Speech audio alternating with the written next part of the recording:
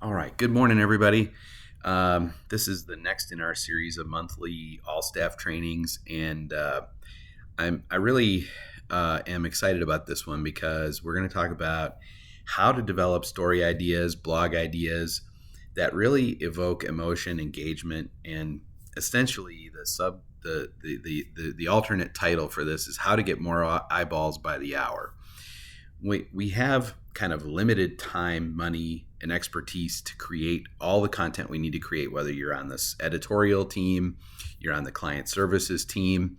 So we have to make really sound choices about what we publish. And there are two kinds of content, really three. The third is whatever you're told to make, right?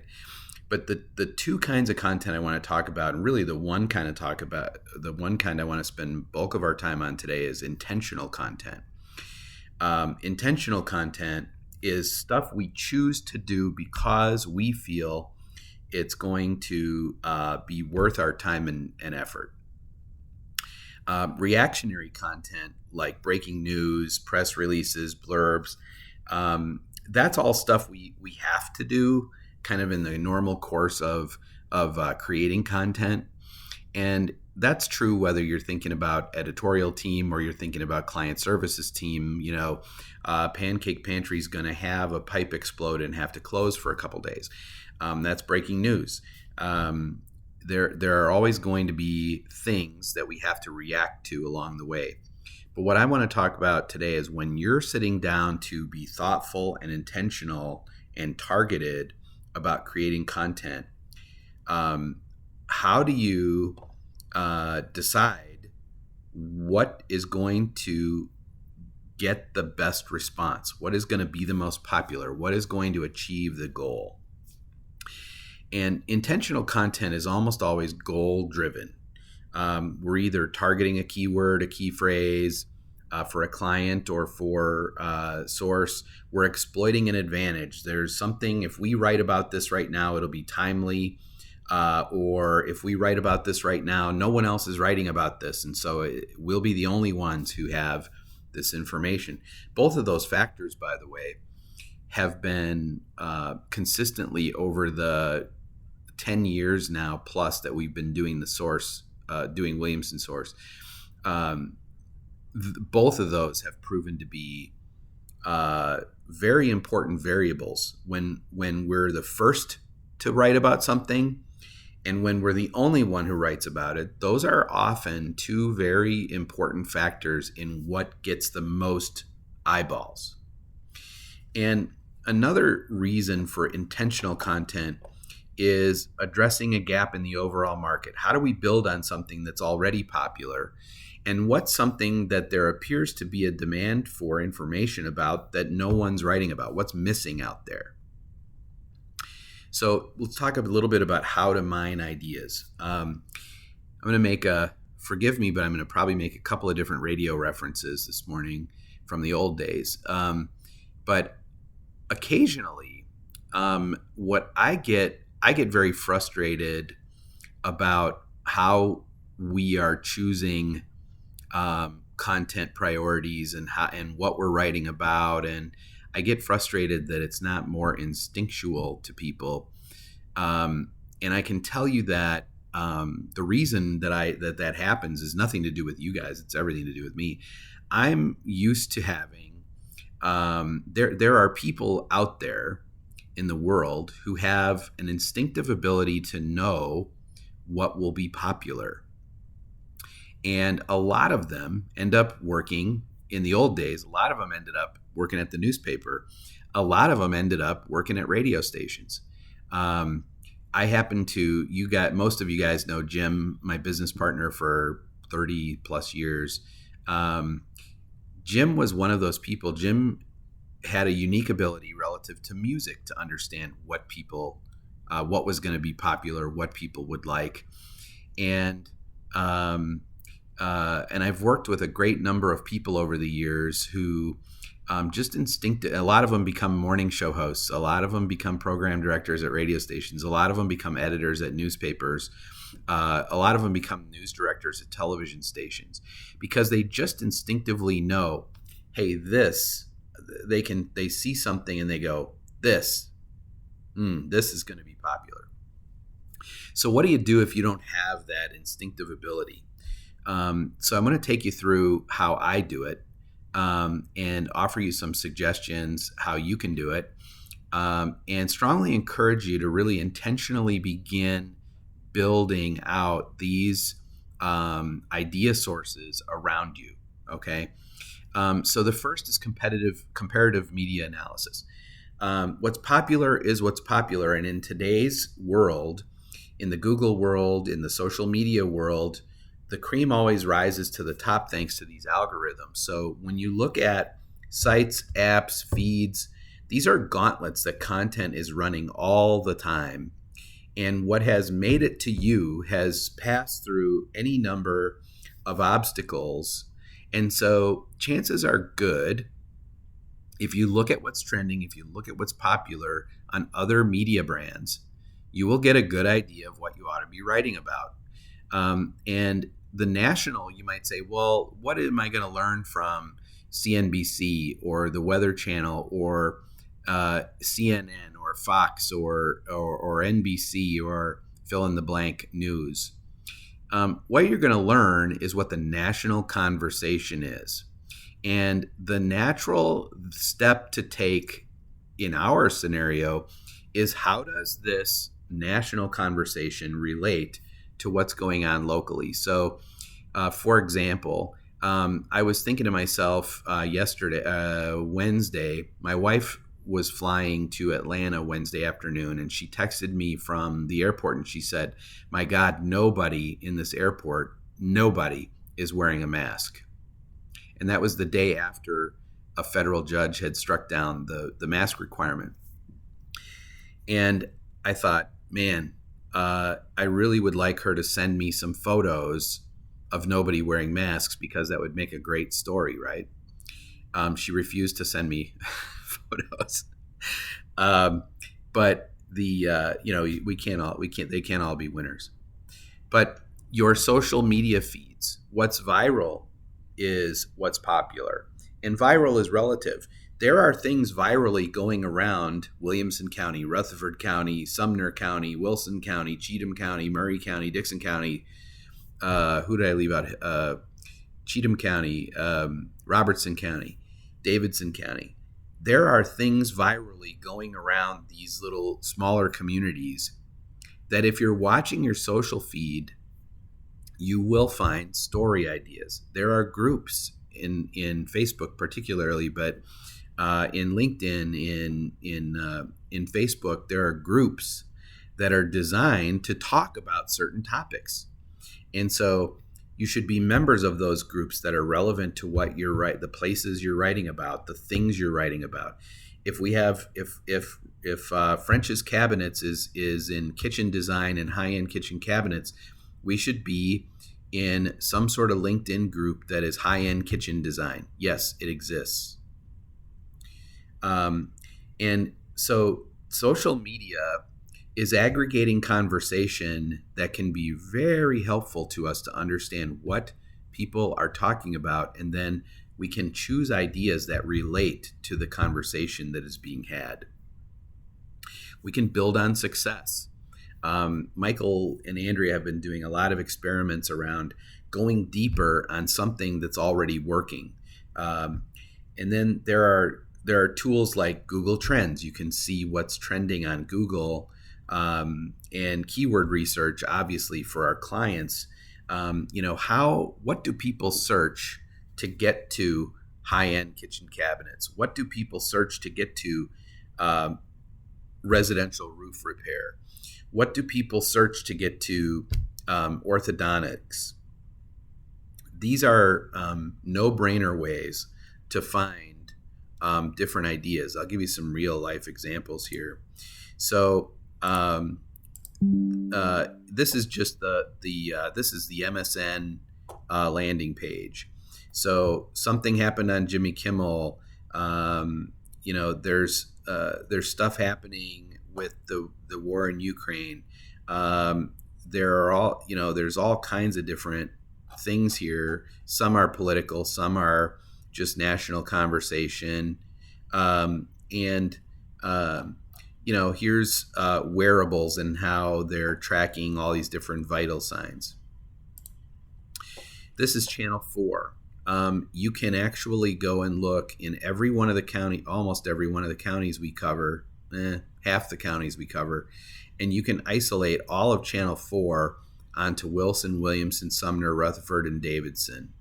So you can, if you're assigned to Rutherford County, you can look at what has channel 4's news director thought it was worth publishing. Okay. And these point you in directions, your own social media feeds. Here's our Main Street Fest article, but we can be looking at other things in LinkedIn that are happening, and we can find potential story ideas just by going through our feed. One story idea that I thought was really interesting, just kind of going through my Facebook feed this morning.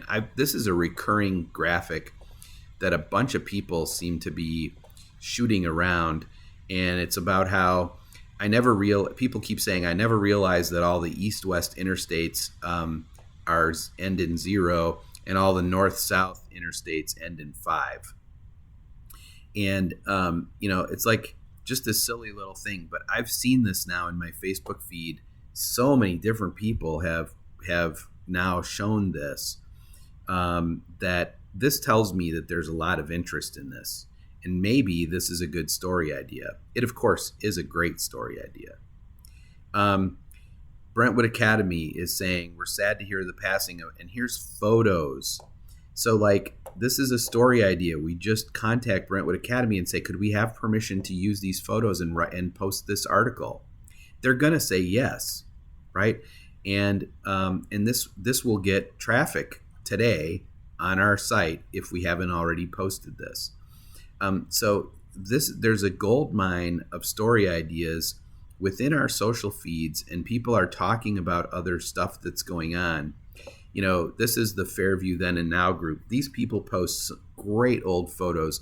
If You Grew Up in Franklin does the same thing, and Andrea and Michael have leveraged these over the years often. But you get an idea. Now, is everything in my feed useful? Absolutely not. But there are all kinds of things. Here's a source article right here, there are all sorts of things, and maybe it's 1 out of 20. But if you build a custom feed like on the Rutherford source page, and you follow a bunch of stuff in Rutherford County, and you just look at that page feed, you'll get a lot of ideas.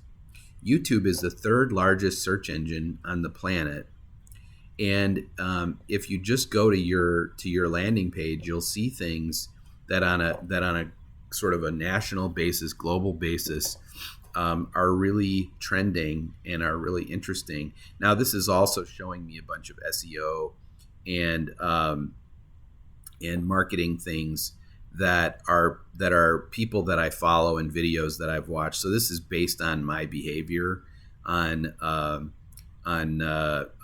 YouTube, but you get the idea that you can search topics on here, and there are all sorts of various ways of curating YouTube so that you can get a good sense of what people are watching on YouTube. Google Trends, which is just google.com/trends, is you can enter a topic, and like if we just say NFL draft, and you can see where is there the most interest in the NFL draft, what's trending in Tennessee right now. And we can go down to the state level. Google Trends is not awesome about getting down to narrow, but let's say that you're assigned to Franklin, Tennessee, and so this will show you what people are. So related queries, First Bank Amphitheater. A lot of stuff about that. People are searching about Condado, the new taco and tequila restaurant. They're searching Big Bad Breakfast. So guys, this points you in some directions. Here's what we need to be writing about: North Italia, the First Bank Amphitheater, Big Bad Breakfast, Cantado. So this just tells us there's a big opportunity to be writing about those things. And so that's how I mine ideas. Those are different ways that I mine ideas. A few that I didn't write down here, but that I also use is I subscribe to a lot of newsletters on different topics. I subscribe to what other media are doing so that I get a good sense on that. Once you get ideas, though, you don't want to necessarily just copy, what other people are doing simply because it's popular. So there are ways to sort of spin these popular topics and be able to forge your own version of it. And so I came up with 5 sort of tactical ways to do that. The first one I call more like this. So you use good ideas to launch more good ideas. And Michael's already doing this we've done some things with real estate content. We've done some things with like health department scores where we've used things that worked and we've built on them.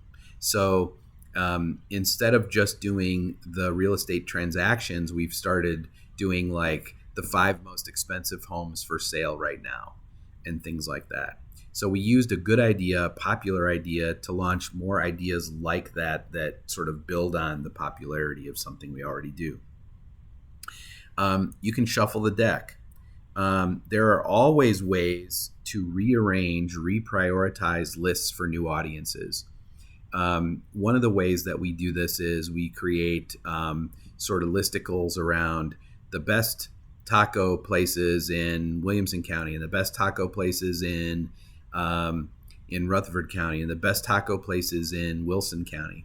Once you have all those lists, now you can do the best taco places in Middle Tennessee.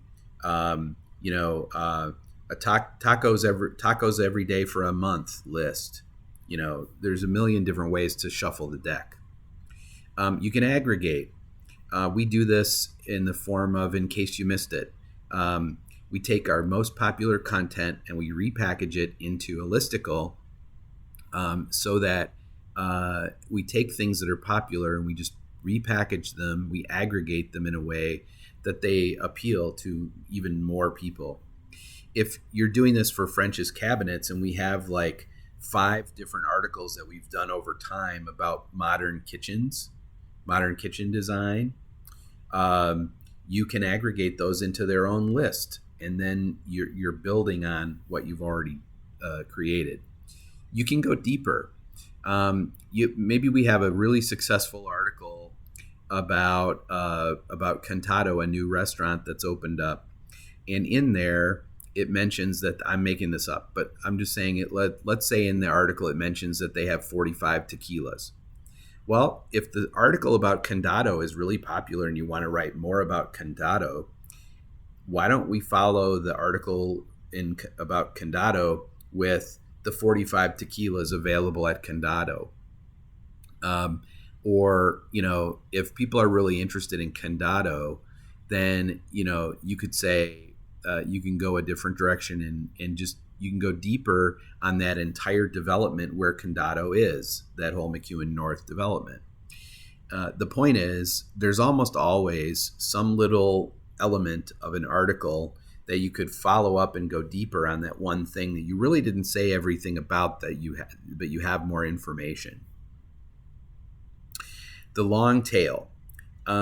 When areas like keywords, when topics are really saturated, by the end of next weekend, there will be just tons and tons and tons of draft articles out there, NFL draft articles.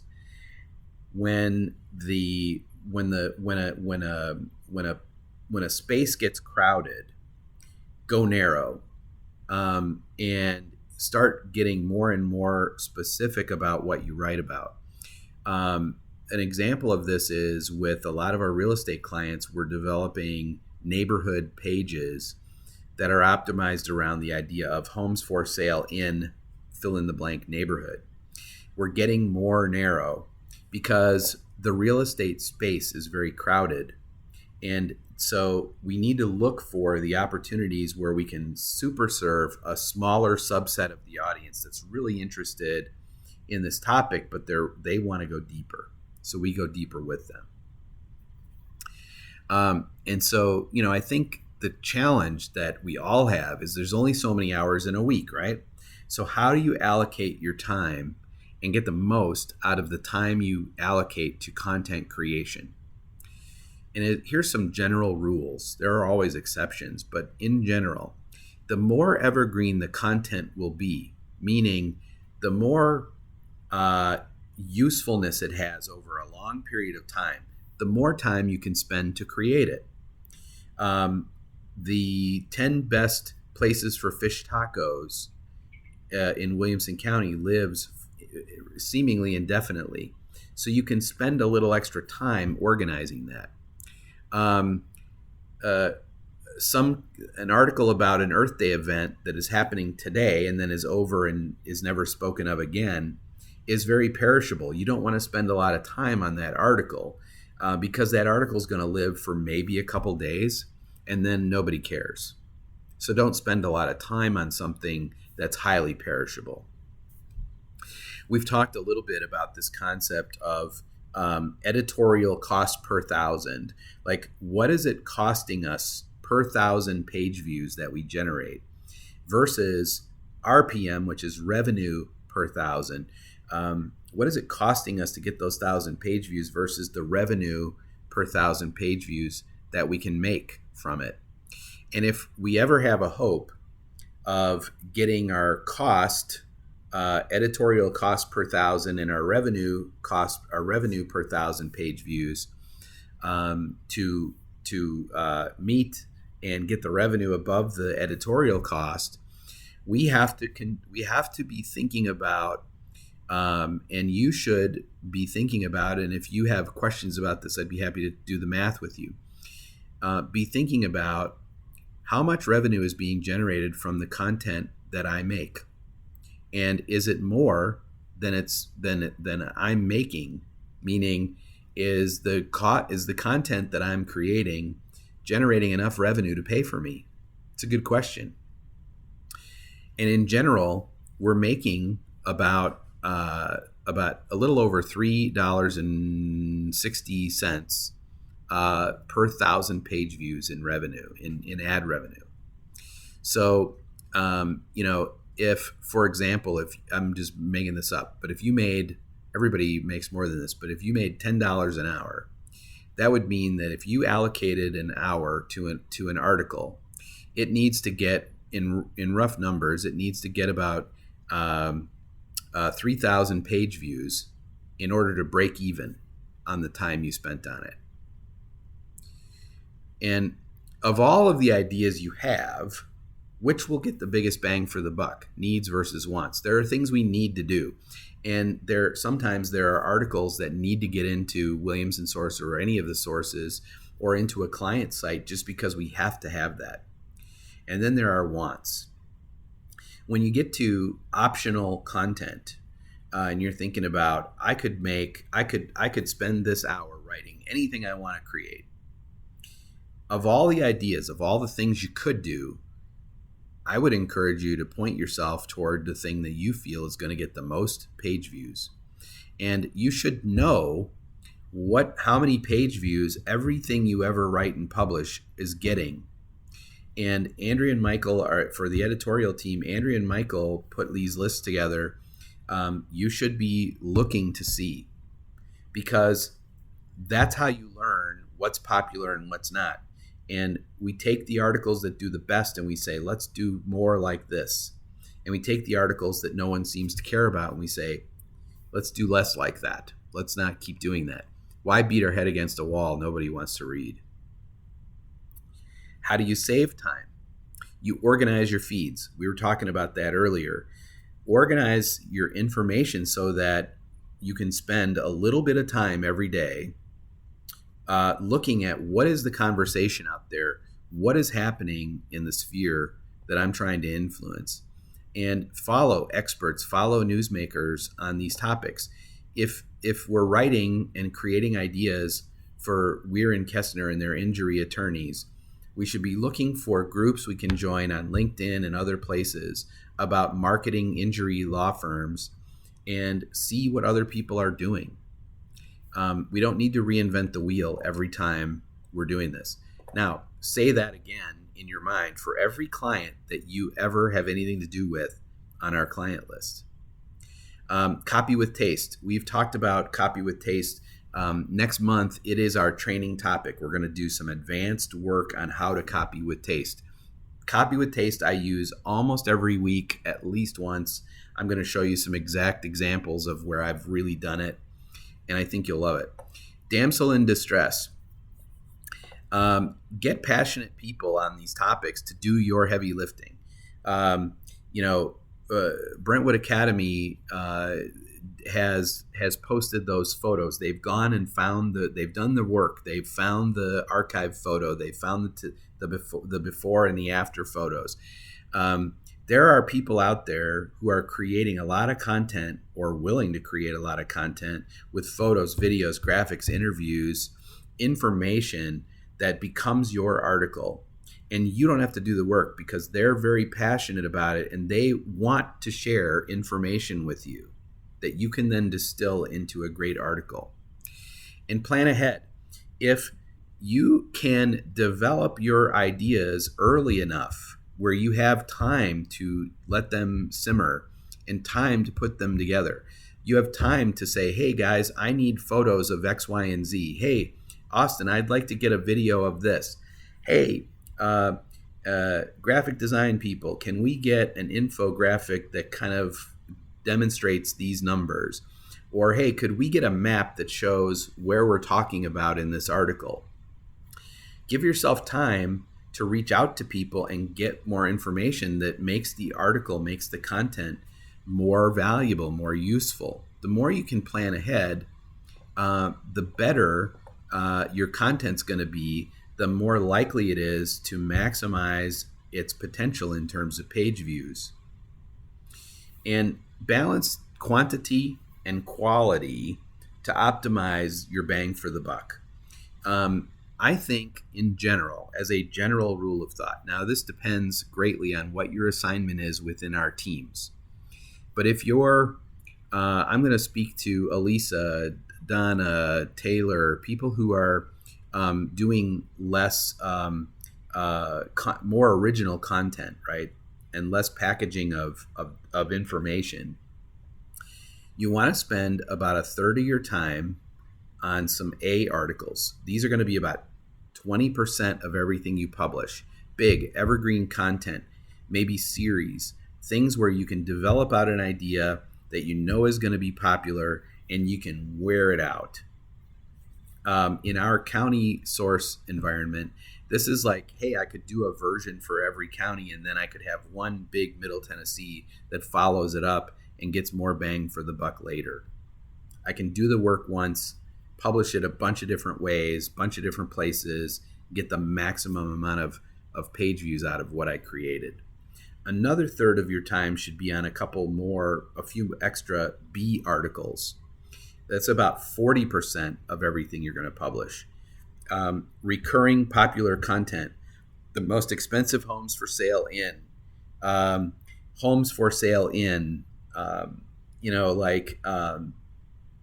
just this is your go-to stuff that you can spend. You're spending a little extra time on, but it's totally worth it, and you know it because it's worked before. And then the other third of your time should be on what I call quick hits. These are C articles. Again, about 40% of what you're going to publish. These take you like maybe 15, 20 minutes. And they're just quick hits that keep you moving and kind of fill out quantity. And a lot of times quick hits turn into something that you can do more with. C's become B's, become A's, right? And client articles work a little differently, I think. They're more of a pyramid. You have your cornerstone content, and you got to focus on that first until you kind of run out of cornerstone content. You don't want to move on to other things. When you run out of cornerstone content, which is kind of the broader keywords, okay, Then you want to work into keyword variations. So you kind of get a little more specific in your keywords. And then when you run out of those, you go like long tail. You go into really narrow concepts and some real depth with the content. And do 100% of the work. If you're going to start an article, do 100% of that article.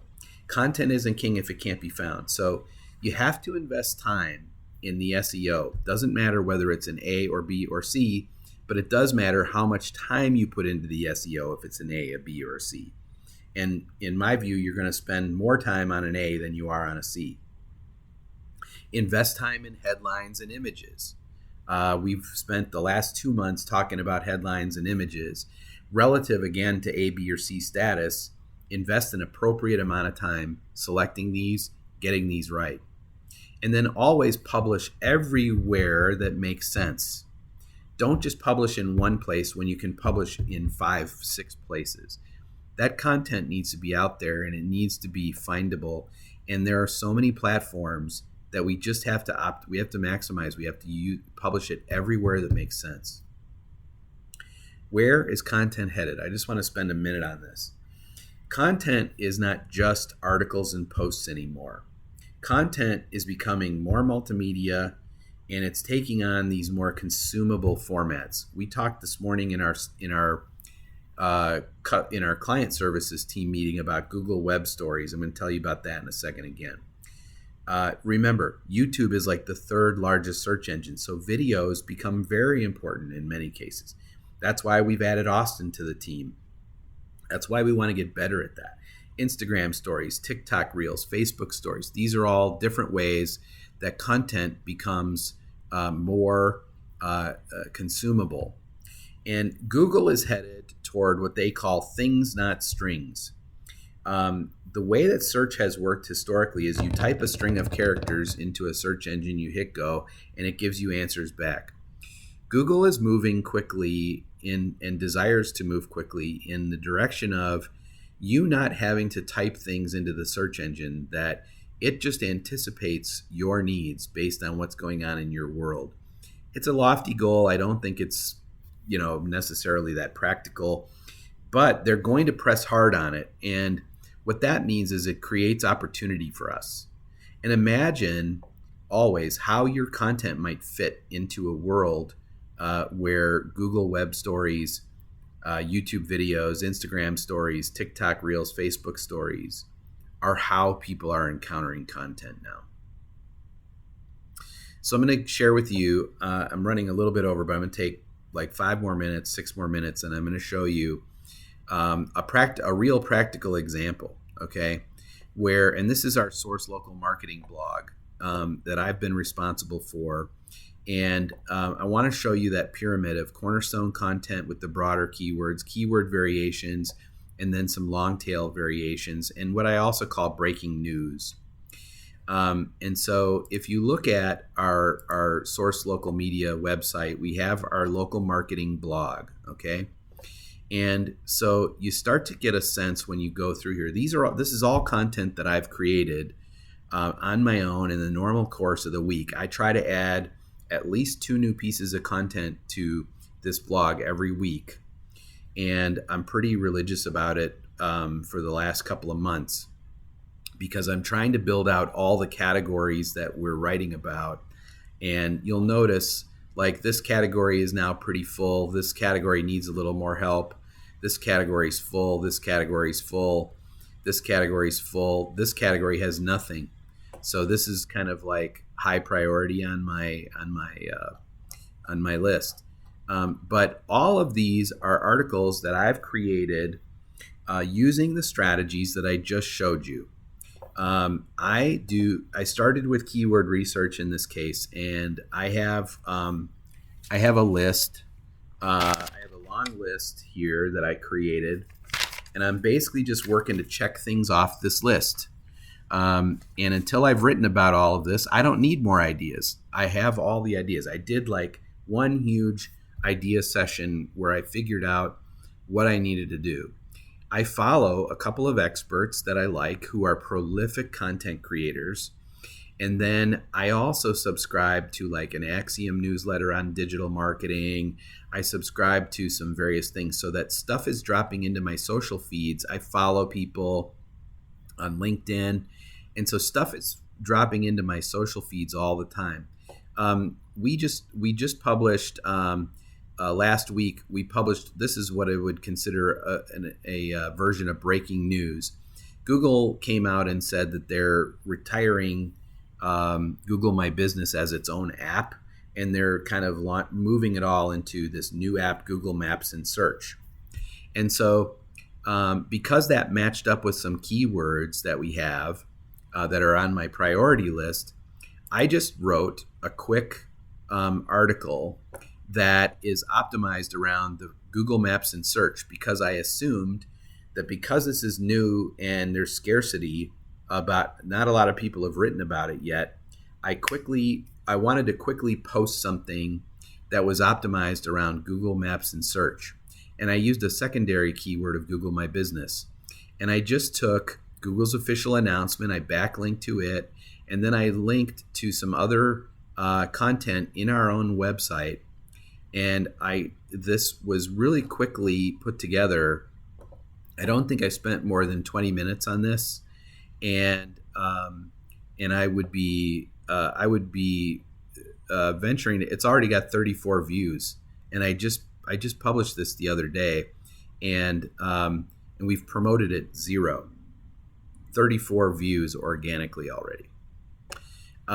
So you get the idea that and 34 views in what we're doing is a lot. Is 34 views a lot if for most of our clients, and certainly for an article on Williamson Source or Rutherford Source or even Dixon County Source? No. But for what we're doing, that's a very targeted person coming to our source site. And what I'm doing is I'm writing on my kind of bigger topics like content marketing, digital footprint, and what I've started to do then is come back in and fill in some secondary layer 2 of the pyramid. Do this to blow up on local search, because local search is one of my secondary ideas within digital footprint. And then if you take, for example, so content marketing, I did the case for better content marketing because I found out that better content marketing was a phrase that people were typing into Google a lot. So I created something just about like better content marketing. I took I took our training around headline writing rules, and I made it into its own piece in our local marketing blog. I took our featured image discussion and I turned it into its own article on here. That's an example of going deeper. This was all part of one training. I turned it into 2 other blog posts that we are promoted on our company site. Within digital marketing, I am now overlaying email marketing.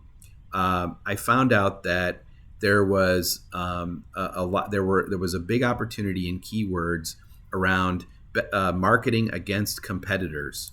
So I wrote a piece month and a half, about 5 weeks ago. I wrote a piece that is just optimized around marketing against competitors. 62, that's 10 a week that I've been getting. And for our company site, this is huge. 62 views already of this article. Have I promoted this article? Have I posted this? I think we posted this article to our social. But this article it is organically driving people in. And what is this article designed to do? Well, it's useful. It provides a lot of good information, and then at the end, it makes an attempt to close people on a free marketing consultation. So you can see here that I'm using these same tools to build our own blog internally. And then here's a post that's upcoming. This is scheduled for, looks like Monday. this. I've already scheduled this for next week, just working ahead. And so this is. I found that I was doing a lot of learning about Google Discover and Google Web stories. Okay, and so while I was reading about it, I just built a blog post that is optimized around Google Discover, and I added the secondary.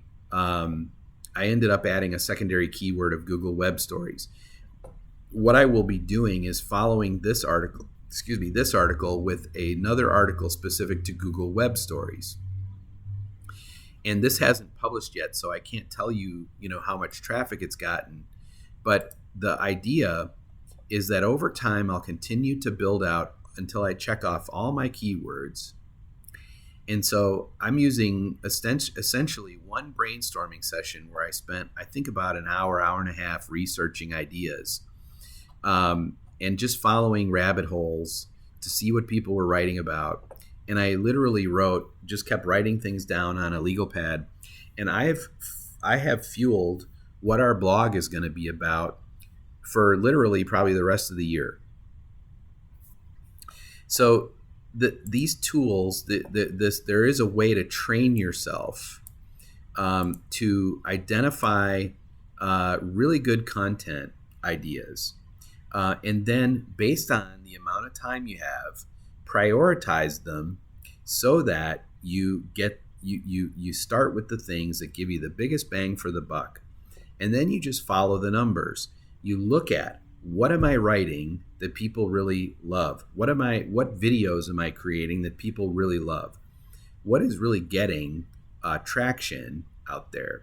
And then that leads you to, the ideas begin to kind of self-generate. And when you organize your feeds correctly, the stories will start coming to you. The ideas will start coming to you, and you don't need to worry about it. I probably to their great annoyance, I send Andrea and Michael, whenever they probably know, every time I'm looking at my feeds and just catching up with sites that I read, because they probably get 2-3 texts or emails of links of me saying, hey, this would be a good story idea, right? And if you'd rather I send those to you, you're welcome. I'm happy to do that. But the point is that if you organize your time and you have expectations of how much content you're going to generate in the time you have allocated, and you think about, how am I going to get the best bang for the buck? If your goal every week when you start generating content, whether it's for clients, whether it's for source, if you are starting out with the idea of, how am I going to get the most eyeballs on this week, and not just this week, but over time, right? Then you are putting yourself in a position to really do the best you can do in contributing to our success of our company. And so I will keep open time for questions, but I wanted to simply share with you these ideas, and I have a few minutes until I need to be on another call, so I'm happy to keep talking about it.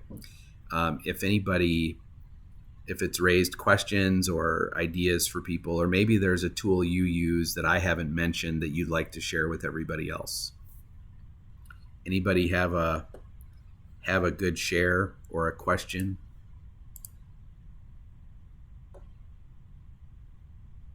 Not all at once now.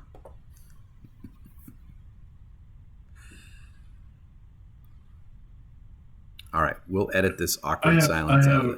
I have something really quick. Yeah. How do we leverage all the multimedia stuff that's happening, the reels, the stories, if you don't really have the multimedia tools or background, Yeah.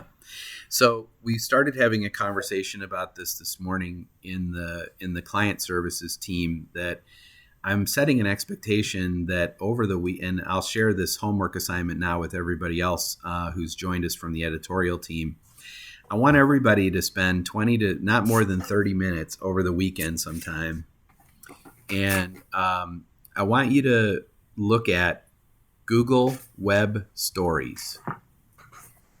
This is a new tool that I just have a gut feel is going to be a huge opportunity. The way that posting to Google My Business, when we started posting to Google My Business 3 years ago, and we were the only ones doing it for clients, we were getting massive increases in the exposure of their business in search results. Today, it's easier to do, more people know to do it, and it's become kind of best practice. So I feel like Google Web Stories is the new posting to Google My Business. It's the new advantage that we have over other people in the short run. And so I'm committing us to becoming pretty expert at developing Google Web Stories. And I think what you'll find, this is a guess on my part, an educated guess, but I think what you'll all find if you do this research over the weekend about what is a Google Web Story, how do we create a Google Web Story, you'll probably arrive at the very question that Michael just asked, because I did, and I'm glad that great minds are thinking alike, Michael. I spent 2 of the 10 Google Meet meetings I had yesterday were interviewing graphic designers. And our intent is to bring a graphic designer in-house and make graphic design the same way that we've brought Austin in to make video more accessible to all of you in executing your duties. We are going to bring a graphic designer in to make it easier for you to execute your duties. And one of the things that we're going to get good at is turning our best content, and particularly our content for our clients, but also our best evergreen content in the sources. We're going to put it, make it also available in the Google Web Stories format. And there's a lot of reasons I won't go into now for time, but we'll be talking more about Google Web Stories, and I think Google Web Stories is going to be our June topic for training. And between now and then, what I want is everybody to understand, what is a Google Web Story? How do we make a Google Web Story? And what parts of that are challenging for us the way we're set up? Because we're going to spend between now and June solving that. And I believe that the first way we're going to solve it is with having an in-house graphic designer who's readily available to everybody on our team. And Anita, Megan, and Lainey are going to be doing some follow-up interviews between now and Tuesday with both candidates that I interviewed yesterday. One of them I'm particularly high on. I won't say which one because I don't want to wreck it. But there's a great opportunity right now to bring somebody in-house who's fully available to our editorial team, our client services team, and we should be able to deliver improved access to the kinds of graphics you need to create Google Web Stories, TikTok Reels, Instagram Stories, Facebook Stories, et cetera, et cetera. And so these carousel type formats that are becoming, a common way that people experience content, just needs to become an arrow in our quiver, every one of them. And so, Michael, in my wildest dreams, what all of you would do over the weekend is discover this. You would buy into it, and you would say, "Here's what we need in order to be really good at this, and fast at it." By the way, we don't want this to add. We don't need things that add a lot more time to our day. Any other questions? Did I answer your question sufficiently for now, Michael? Yep. Any other questions? Anybody got a tool that they use to get story ideas that you really like? Or did I hit on all of them? I've stolen everybody's thunder. Reddit. Megan says Reddit. Oh yeah, Megan likes Reddit. She's our Reddit person. I did sign up for Reddit after we John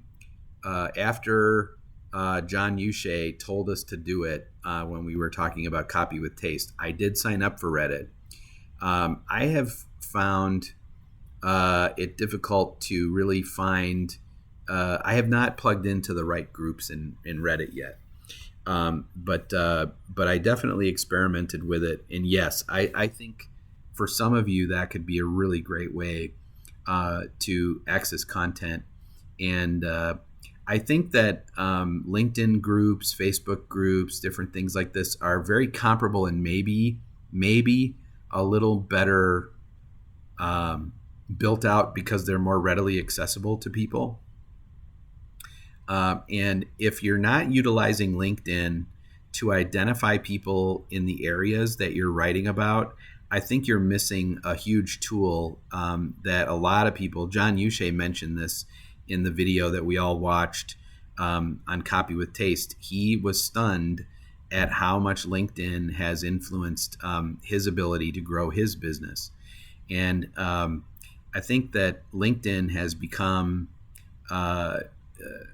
how people present themselves professionally, and Facebook has become, for at least for older people, how they present themselves personally, individually. And there are a lot of people who are willing to connect on LinkedIn who would not connect with you on Facebook because they don't consider you that close of a friend, or Instagram, or wherever, fill in the platform you use to connect with your friends and family. I like to go to answerthepublic.com for blog ideas. Okay. Answer the Public is a good one. Another one like that is Kiro, something like that. There's a couple of them that are like that, where people ask questions and then other people answer them. And, if a question is trending, you'll also know that in Google Trends, because you can, and I would encourage you to kind of dig into Google Trends, because when you're really hard up for ideas, looking at what people are searching almost always inspires me. And it's often fascinating to me, the difference between what I would type into the search engine to search about something and what the public tends to, type into the search engine. And I think that one of the big, it's not a mistake that we make, because we use keyword search to tell us what people, we understand what people are typing in before we start building for clients. But I think the biggest mistake that in general marketers make, I think we avoid it more often than not, but I think the biggest mistake in general that marketers make who don't work for us is that they're flying blind. They're assuming too much about what people are typing into the search engine. And I feel that's why we get superior performance out of our search engine marketing campaigns. And I also feel that's why we get superior performance out of a lot of our content building, because it is driven by what people are actually typing in the search engine. And it's not always the most obvious or the most popular things people are typing into the search engine that build your business. We spent some time, I think it was 2 Fridays ago, talking about French's Cabinets, and kitchen cabinets is too generic of a term for their business. They're a high-end luxury cabinet maker or seller. And so the vast majority of people, 80%, 90% of the people typing in kitchen cabinets, are never going to buy from them. And so the question becomes, well, what do people add to the phrase kitchen cabinets that might be indicative that they're looking for a more luxury product? And so we speculated in the room some words, and then when we put those words into the keyword planner, what we found was that there were several of them that were very commonly used. There were also a couple words that we hadn't thought of that are used quite a bit. And those all become, those results right there drive what we're going to want to write about for those clients, for that client. And when we looked at long tail search for real estate, what we found was people are typing in homes for sale in Fieldstone Farms. And so when somebody does that, the likelihood that they're a great candidate to sell them a home in Fieldstone Farms is very high. Now, they might also be it might be very high that they're going to be a seller in Fieldstone Farms soon.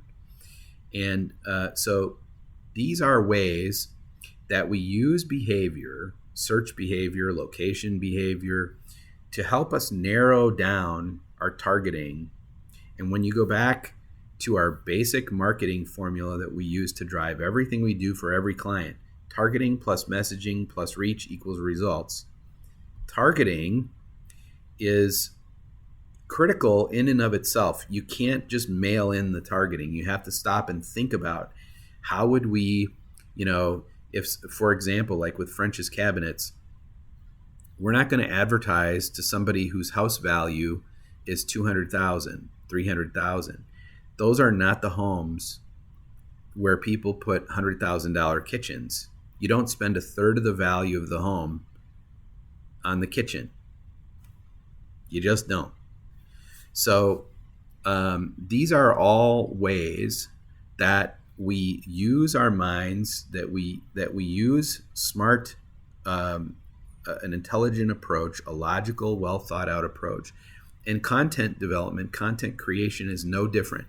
Targeting, who are the people? What are they searching? Where do they live? Who cares about what I'm about to write about? Messaging, what can I tell them about it that they're going to find compelling enough to stay with it and engage and maybe share it with other people? Reach, where am I going to publish this to make sure that the right people see it in the right time and place? And all of those three considerations add up to the best results. And in our case, if you're on the editorial team, the result we're looking for is editorial cost per thousand to be below revenue per thousand, right? We want to spend less than we make. Hello. And that's like the core of every business. We want to spend less than we make, right? And in a content-driven business, it's no different. We want to spend less creating. We want our content to drive more revenue than it costs us to create. And in our client services side, we want the content to do more good than it costs to create, because then we can demonstrate a return on investment for the client. And so this is how this all relates back together. And I think that's why we're committing training time to helping you be able to select things, because the more forethought you put into the choices you're making, the better off our business is across the board, whether you're doing editorial content or you're doing client-driven content. This is the math that we're trying to do. And we don't always report everything that you're doing back to you in this way, but this is at a high level. This is how I think about it. And if you feel it would help you to be seeing reporting more thoroughly about what did we create and did it, how did it drive our business, we can definitely do that. I mean, we're getting sophisticated enough in our reporting between Anita and Noah and Mary Lee. We're getting sophisticated enough in our reporting to be able to do that. So we'd be happy to do that. Guys, I have an 11 o'clock, so I'm going to run. But thank you so much for listening. I hope you got something good out of it. We're going to post the video, and probably by Monday we'll have it available. So if you want to go back and review anything, or if somebody on your team did not make it today and we need them to see this, so I'd encourage you to, Andrea, Michael, anybody that didn't make it from our editorial team, I'd encourage you to not only show it, make sure they see it, but also put it into some context and maybe, take that whole idea of like ABC and just kind of relate that to each person based on what your expectations and needs are. I'm speaking in generalities here for everybody. Okay? Everybody have a great weekend if I don't talk to you yet this afternoon. And thank you for all your hard work. We're making some great progress. We'll talk to you very soon. Bye-bye.